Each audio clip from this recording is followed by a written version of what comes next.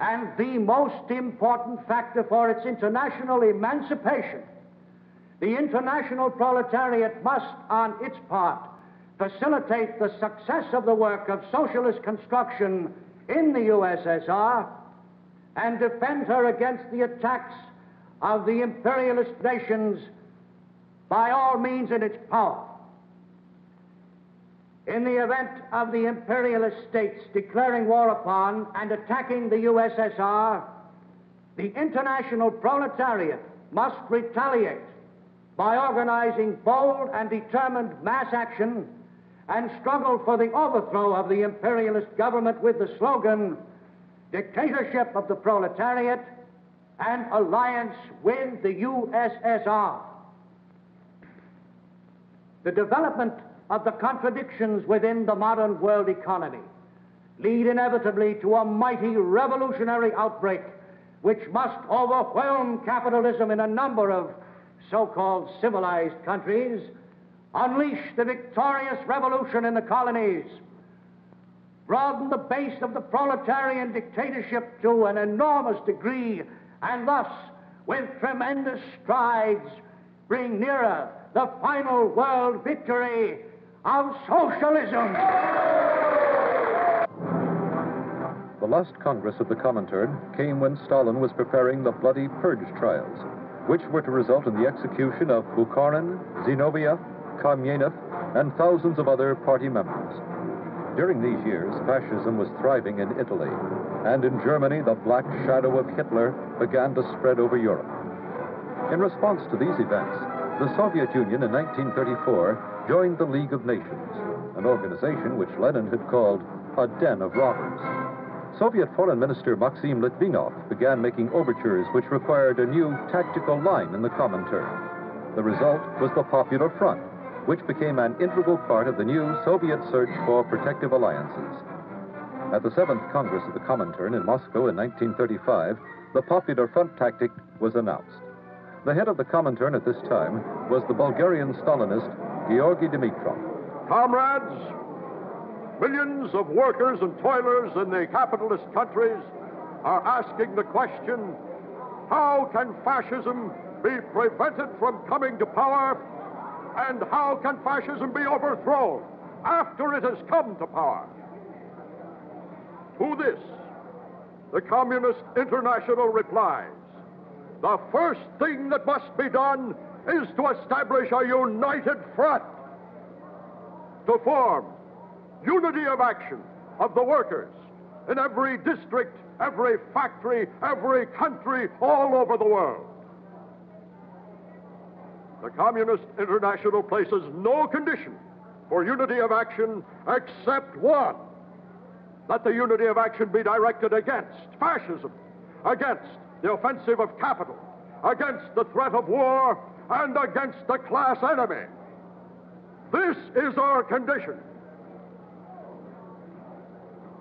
Communists, of course, must not and cannot for a moment abandon their independent work of communist education, organization, and mobilization of the masses. However, in order to make sure that the workers find the road of unity of action, it will be necessary to strive at the same time for long-term and short-term agreements providing for joint action with social democratic parties, reformist trade unions, and organizations of toilers against the class enemies of the proletariat. The policy announced by Dimitrov differed in every respect but one from the policies followed before 1935. The main purpose of the Comintern was still world victory for communism, but the Popular Front called for direct cooperation with the leaders of the Social Democratic and other labor parties. The key to this shift in tactics is to be found in Stalin's belated recognition of the Nazi threat to the Soviet Union. Stalin had hoped that the rising power of the Nazis would be directed solely against the Western democracies.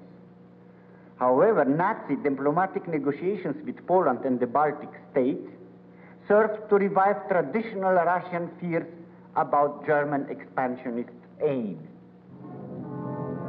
In the May 1936 elections in France, the Popular Front won 386 seats, and a Popular Front ministry was formed with Léon Blum, a socialist, as premier.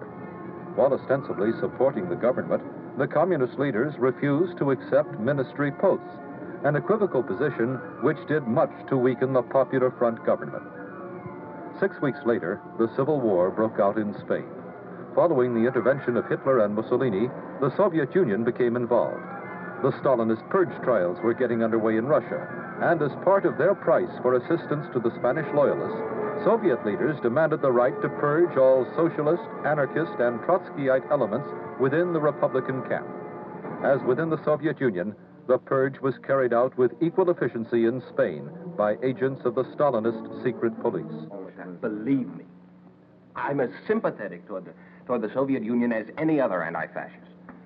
Why do you suppose I volunteered for this godforsaken war? My brother... Some of the things I see make me stop and think. You know, I saw a guy picked up, just like that, for making some crack or other about Stalin. Well, what's the matter with you? You look green. On your feet, soldier. You're under arrest. You're kidding. Well, what for? Shut up. Come along. All right, bring in the next case.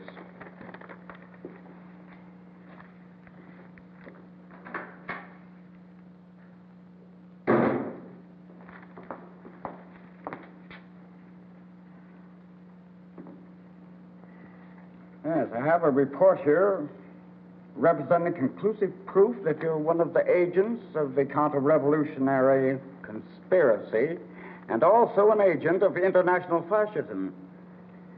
Therefore... Wait a minute. You're not an officer in my brigade. If there's some phony charge against me, I want to know about it. You can't just sit there and accuse me Now, of... listen to me, and listen carefully. I not only can accuse you, I am your prosecutor, I'm your judge, and, in a manner of speaking, your executioner. That's all. What are you going to do? You mean I can just take off? Yeah, you can just take off.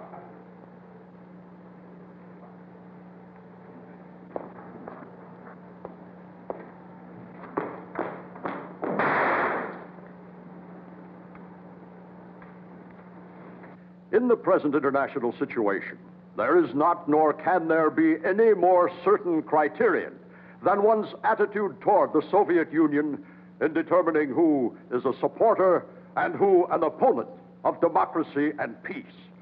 You cannot carry on a real struggle against fascism if you do not lend all possible support in strengthening the USSR. You cannot carry on a serious struggle against the fascist perpetrators of another world bloodbath unless you lend all possible support to the Soviet Union.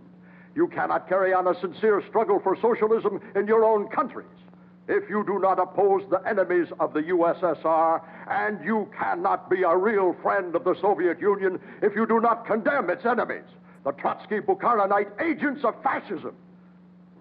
This was the party line in 1937.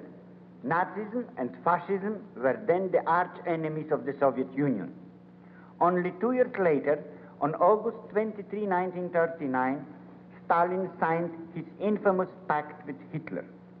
This pact came as a surprise even to the communist parties in the West.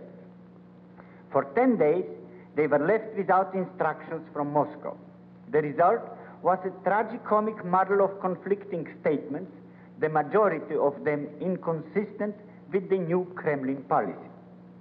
But by the time of the Soviet invasion of Eastern Poland in mid-September, all of the parties had received their official instructions, and there was no longer any difference between the line as stated by the French, British, and other communist parties.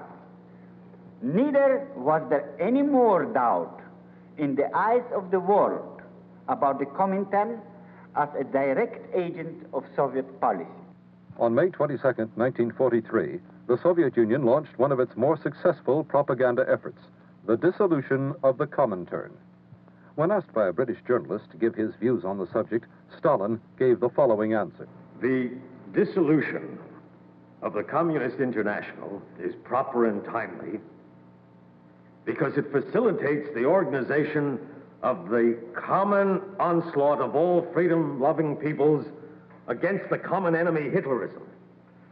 It exposes the lie of the Hitlerites to the effect that Moscow allegedly intends to intervene in the life of other countries and to Bolshevize them.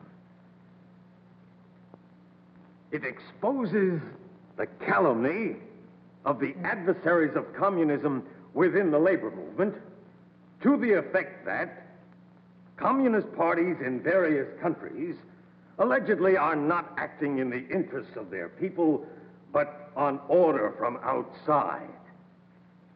Actually, the Comintern was not dissolved, but went underground. Henceforth, the communist parties outside of Russia simply took their orders not from the Comintern, but directly from the Soviet Politburo itself. When the armies of the Grand Alliance met on April 25, 1945, the world was weary of war. By taking advantage of this fact, the Soviet Union was able to convert all of its military gains into political acquisitions. The aim of world revolution became converted into the aim of world conquest. Between the years 1945 and 1948, nearly 100 million Europeans came under Soviet rule. The communist parties of France and Italy became important political forces. Mao Zedong and his communist armies were successfully fighting the Kuomintang in China. And throughout Asia and the Middle East, communists emerged in strength. In recent years, communist pressure has been evident in the newly independent countries of Africa. In fact, the communist parties have enjoyed far greater success since 1945 than in the days of the Comintern. In October 1947, a communist information bureau, the Cominform, was set up in Belgrade. It included representatives of the communist parties of the Soviet Union. A year later, Tito and Yugoslavia were expelled from the Cominform. Its offices were moved to Bucharest to be more directly under Soviet control. Subsequent events in East Berlin, Poznan, Warsaw, and Budapest exploded the myth of communism as a political ideology, enjoying the support of a majority of the working people. The Comintern and the Cominform no longer exist. However, we must not forget that they were only temporary means to an end which has not changed.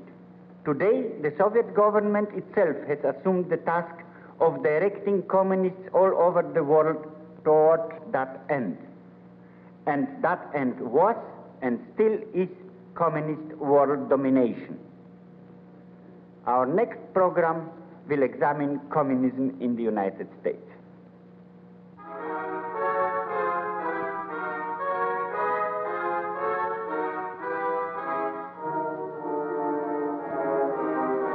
Historical consultant Witold Swarakowski.